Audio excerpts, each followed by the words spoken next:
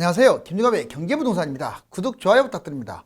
서울과 경기, 인천 아파트가 차례대로 급락하더니 급기야 부산과 대구, 대전과 광주 집값도 큰 폭으로 무너지기 시작했습니다.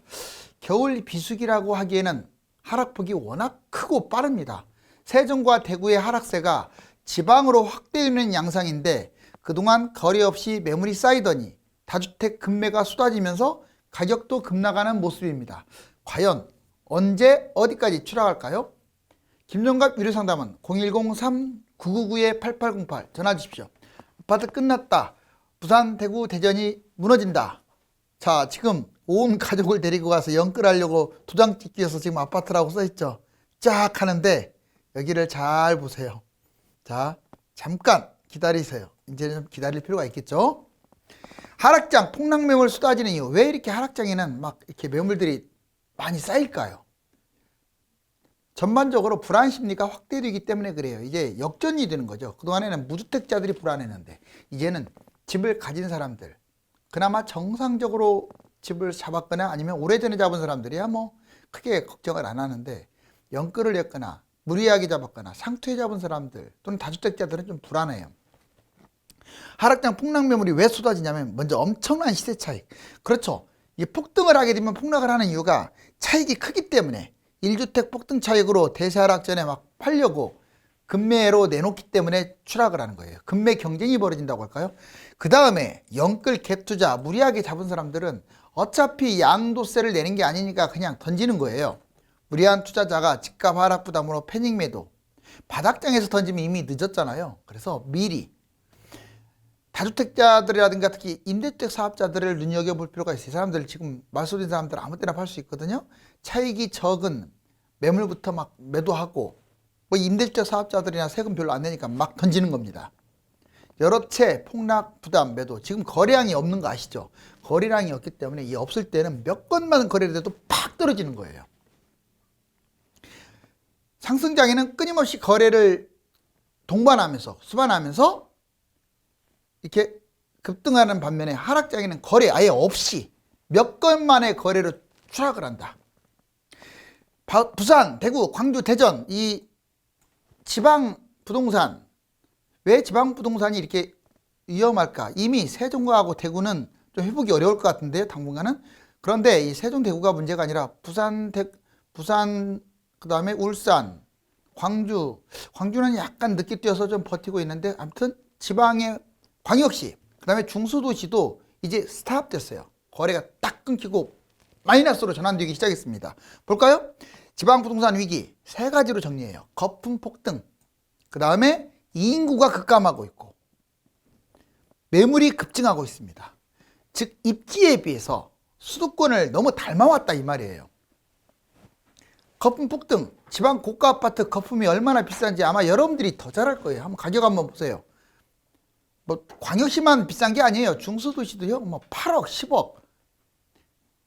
이거는 거의 뉴욕시 가격이에요. 뉴욕시. 우리나라가 지금 뉴욕 거기에 비한다면 GDP 거의 반토막밖에 안 되는데도 집값은 그렇다고요. 그러니 얼마나 거품이 심한지 알겠죠. 자, 지방 고가 아파트 거품이 특히 위험하고 하락장 대폭락 후에 아마 회복도 못할 수 있어요.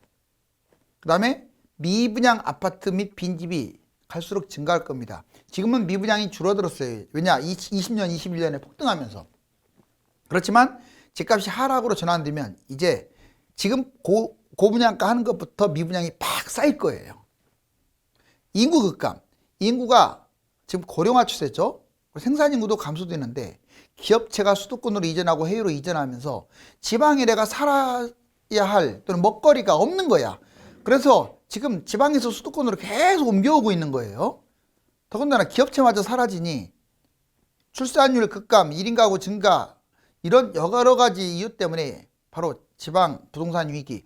자, 2016년부터 19년까지 집값이 지방이 폭락을 했었는데 그때 폭락할 때 그냥 사이클상 하락한 게 아니에요.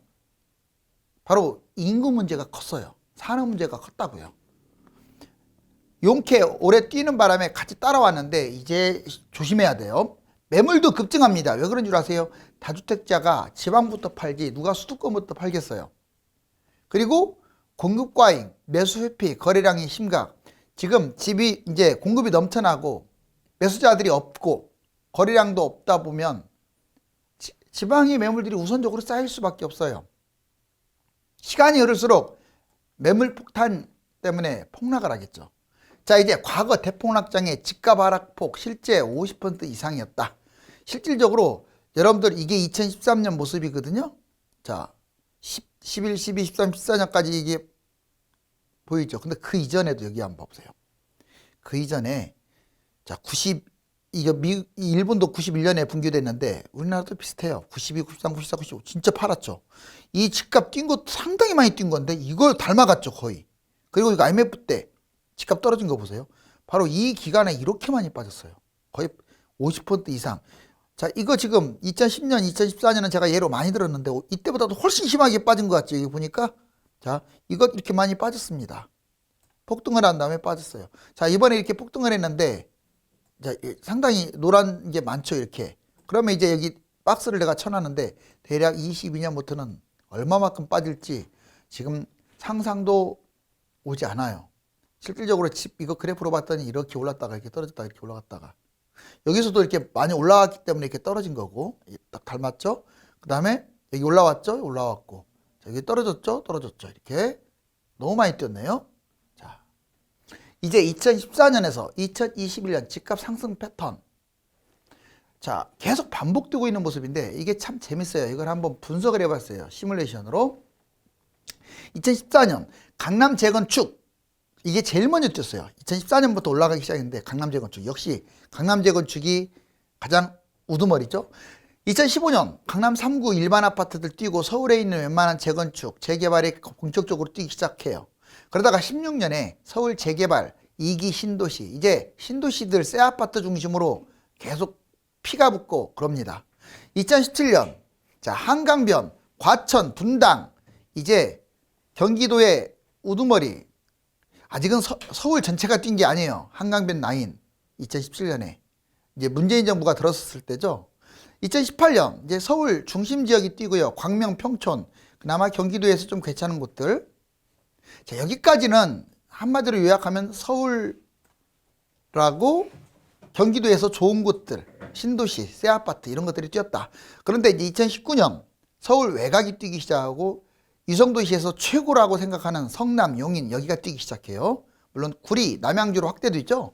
자, 2020년 대부분의 아파트는 20년하고 21년에 뛰었는데 수도권 외곽 또는 수도권에 그냥 웬만한 곳들 광역시도 이때 뛰었어요.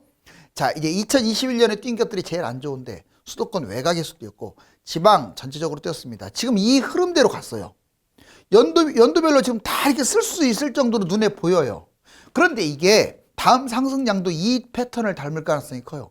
이렇게 길게 뛴다는 게 참 문제인 거예요. 자, 지금은 문재인 정부를 만나서 용케 이렇게 많이 뛰어가지고 다 뛰었지만 만약에 다음에 뛸 때 이렇게 뛰다가 딱 잡았다고 생각해봐, 이때 집을. 그럼 여기에 해당되는 것들은 무너지는 거야. 이렇게 봤더니 수도권 외곽하고 대부분 지역, 수도권 대부분 지역 외곽, 지방 광역시 이런 데가 아주 위험하더라. 왜? 늦게 뛰잖아요, 벌써. 이제 1, 2, 3기 신도시 때 거의 백발백중 폭락을 했었는데 자, 그 이유는 신도시 분양, 입주 이것 때문에 그래요. 왜 신도시를 이렇게 많이 지을까요? 왜 테마별로 이렇게 많이 늘어나냐면 상승장에 집이 부족하니까 지어라 그러는 거예요, 계속. 자, 1기 신도시 괜히 했겠어요? 계속 집값이 이렇게 날아가니까 지어라. 그래서 집을 짓는 바람에 자, 계획 발표되고 이제 분양부터 입주 시점에 폭락하는 거 보세요. 여기 보세요. 그래서 떨어진 거예요. 92년부터 아까 내가 보여드렸듯이. 그 다음에 이제 한참 또 올라갑니다. 한참 올라가니까 또 지어라. 이기 신도시. 자, 발표되고 이게 본격적인 거예요. 여기가. 자, 지금 5, 6, 7, 8년 이때 엄청 집값 뛰었는데 이때 계속 집을 짓다 보니까 자, 결국 떨어지잖아요. 보세요. 2013년까지. 자, 이번에도 올라갑니다. 집값 막 무섭게 올라가요. 지어라. 입주 물량 부족이네 어쩌네 하면서 전문가들 제가 보기에는 전문가도 아닙니다. 그냥 무조건 공급 타령하면서 결국 어떻습니까? 여기 보세요. 자, 지금 이미 발표가 아니라 이제 분양했잖아요. 올해부터. 그러면 얘는 분양 시점부터 보통 입주하기 그 사이에 폭락을 하거든요. 21년, 22년은 갈수록 이제 아주 위험하겠네요. 벌써 이 세 번 쌍둥이. 2020년 이후에 부동산 폭등락 예상 흐름 이걸로도 한번 볼게요. 자, 벌집 순환 무형을 미래 유추로 한번 해볼까요? 원래 이랬어요. 자, 지금 회복기가 2014년이었고 호황기가 한 17, 18년 이렇게. 그리고 아예 이제 절정을 침체 진입기라고 하는데 절정이 2021년이었고 그 다음에 이제 하락한 다음에 이렇게 하락하는데 이제 한번 이렇게 비교를 해보자고요. 자, 침체 진입기. 자, 2022년 내년부터 떨어진다고 보자고요. 지금이 절정이니까. 자, 현재 지금 떨어지고 있죠. 자, 그러면 이제 침체기 빠집니다. 내려왔죠. 2022년, 2023년 뭐 이럴 때가 되겠죠. 10억짜리가 9억으로 되네요. 자, 이제 2023년, 2024년 불황기 계속 내려가네요. 7억까지 빠지고 결국은 바닥장 2025년, 2026년에 바닥을 찍는데 10억짜리가 5억까지 내려왔어요.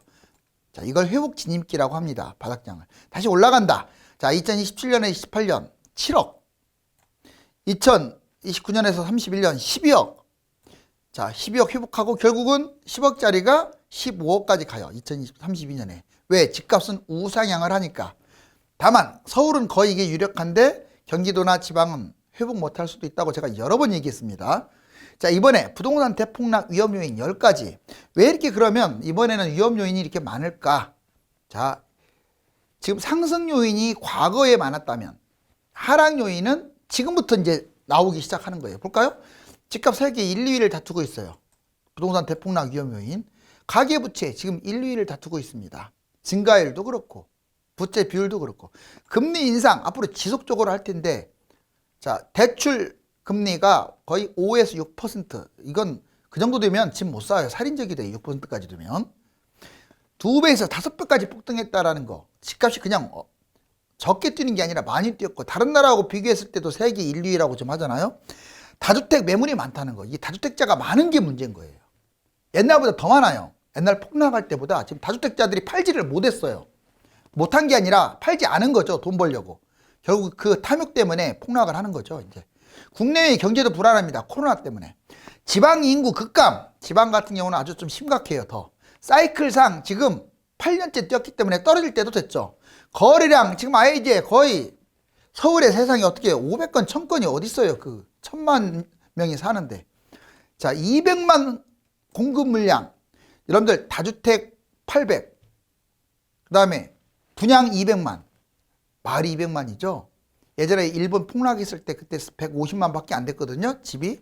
그 분양한 게 우리나라는 그거보다 더 많아요. 200만 채예요. 매물 폭탄 1000만 호 현황을 보면 자, 먼저 분양 폭탄. 분양이 앞으로 계속 이거 물론 기간은 좀 차이가 날지 몰라도 이미 거의 이게 지금 계획에 들어갔기 때문에 분양 이대로 들어갈 가능성이 높아요. 2021년부터 28년 사이에 다 이루어질 것 같고 전국의 분양을 대략 한 200만 가구 정도로 판단합니다. 엄청난.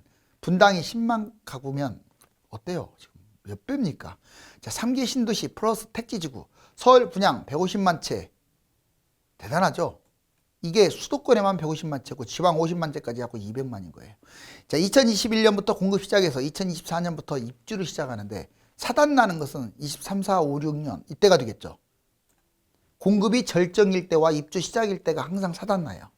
다주택 매물 폭탄. 이번에는 이제 분양 말고 다주택 세 가지 다 다주택으로 포함시킬 수도 있는데 이게 800만인데 한번 나눠볼까요?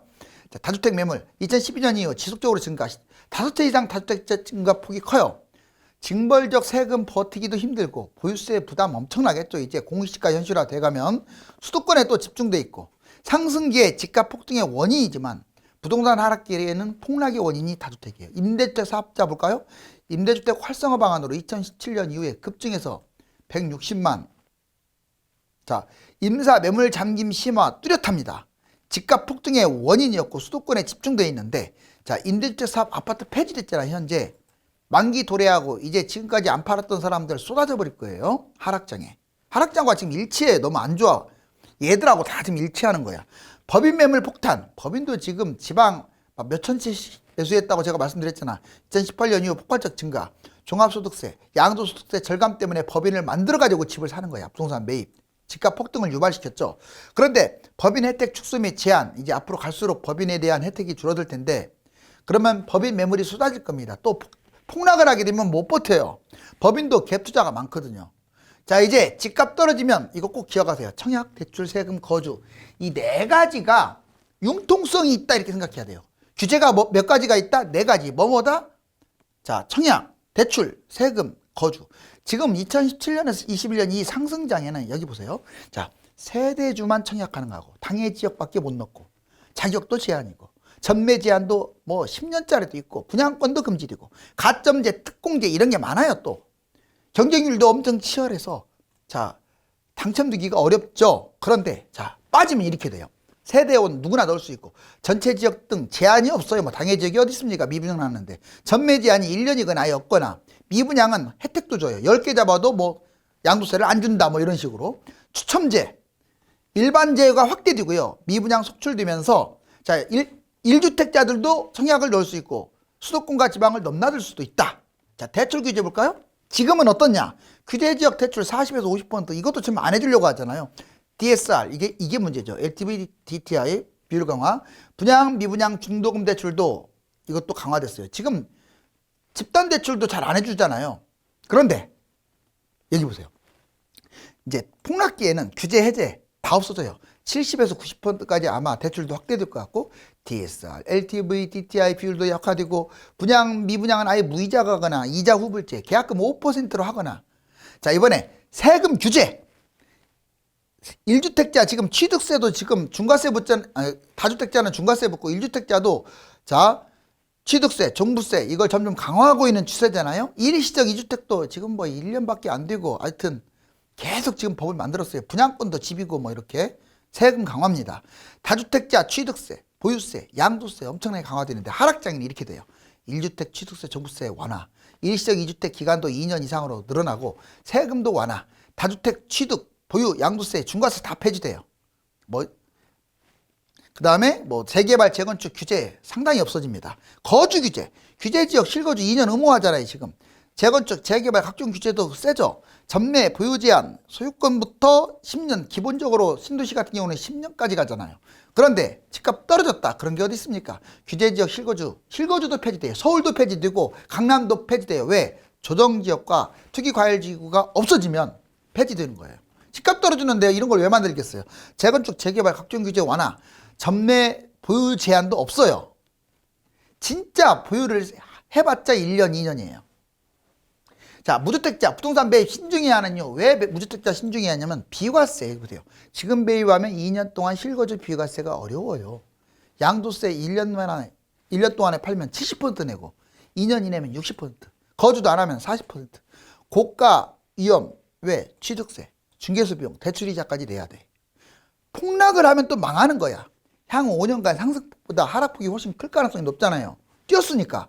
바닥 출발이 아니라 이미 많이 뛴 상태에서 출발입니다. 점수가 낮아도 청약 중심으로 하고 폭락장에 급매로 매입하는 게 좋아요.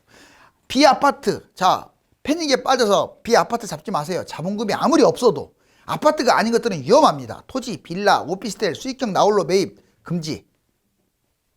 자, 그 다음에 집값 폭등의 원인이 뭔 줄 아세요? 갭 투자라고 아까 제가 얘기했죠. 보시면 갭 투자 비율 10대 98.6 다 10대는 다 갭 투자야. 20대 73.3, 30대 46.6, 평균 46.3. 2021년에 갭 투자가 무려 46.3. 어떻게 된 게 올해 갭 투자 하나도 막지 않았어요. 갭 투자 대상은 주로 외지인들 75%, 법인 51.3, 외국인 47.3, 개인 46.3. 지금 갭 투자들은 지금 외지인, 법인, 외국인이 상대적으로 많죠. 지역이 어디가 많냐? 주로 수도권이 많습니다. 서울, 인천 이렇게. 왜? 여기가 집값이 앞으로 기대감이 높으니까. 그런데 지방이 워낙 싼 곳들은 지방도 상당히 올라왔죠. 갭 투자 목적이 뭡니까? 투자가 70%예요. 거주는 15%밖에 없어요. 집값 폭등의 원인 두 번째는 다주택자, 임대주택 사업자, 법인 사업자예요. 자, 이 투기가 늘어났다 이 말이에요. 3년간 아파트 10채 이상 사들인 다주택자가 965명. 한 명이 266채 싹쓸이하기도. 다주택 투기 현황 볼까요? 3년간 10채 사들인 사람들 965명이나 돼요. 총 16,932가구. 한 명이 266채까지 엄청나네요. 10가구 사들인 사람도 자 19에서 21년 상반기까지 5천에서 꾸준히 5천대에서 지금 머물고 있어요. 10가구 이상 산 사람들도. 자, 세금 혜택, 공시가 1억 미만 외지인들이 갭투자, 법인들이 아예 지방 싹쓸이 했죠. 법인사업자 투기 3년간 938개, 35,790가구를 매입했어요. 법인이. 최다 매입은 법인 하나가 6,588가구. 그리고 100가구를 매입한 것도 45개 회사예요. 이거 완전 왜 이걸 나눌까요? 법인 단속에 2010년 매도 대량 또 매수를 또 하고 있습니다. 2020년에 좀 단속을 하니까 매도를 하더니 지금은 다시 또 매수를 하고 있어요. 세금 혜택 공시가 1억 미만 비규제 싹쓸이 해버렸어요. 집값 바닥장과 상투장 매입 연령층. 자, 여기 보세요. 이게 연령인데 20대 30대 여기 보세요. 40, 45, 50, 55, 60 있죠. 2013년 바닥장에는 주로 경험이 있는 40, 45, 50, 55, 60. 자, 이 세대들이 매입을 했어요. 근데 상투장 보세요. 21년을 대충 상투로 볼 수 있잖아요. 꼭지. 자, 이게 지금 몇 세대가 지금 집을 매수했냐. 25, 30, 35, 40. 젊은 층이 몰려 있잖아요. 경험이 없기 때문에. 전문가들도요. 지금 여러분들 30대, 40대 초반 이런 전문가들은 조심하세요. 왜냐? 그 사람들은 경험이 없기 때문에 못 먹어놓고. 자, 폭등자는 거의 다 젊은 층이에요. 올라갈 때는 좋았죠. 떨어질 때는 난리 납니다. 14. 자, 지방 집값 폭락 사례. 여기 보세요. 100주간 부산이 떨어졌대요. 7.63%나 엄청나네요. 자, 매주마다 이렇게 막 떨어지고 있고. 그 다음에 부울경. 이게 0인데 0 밑으로 이렇게 떨어졌잖아요. 언제? 16년부터 19년까지. 지방이든 수도권이든 100 빠질 때는 100주, 200주 막 이렇게 빠져요.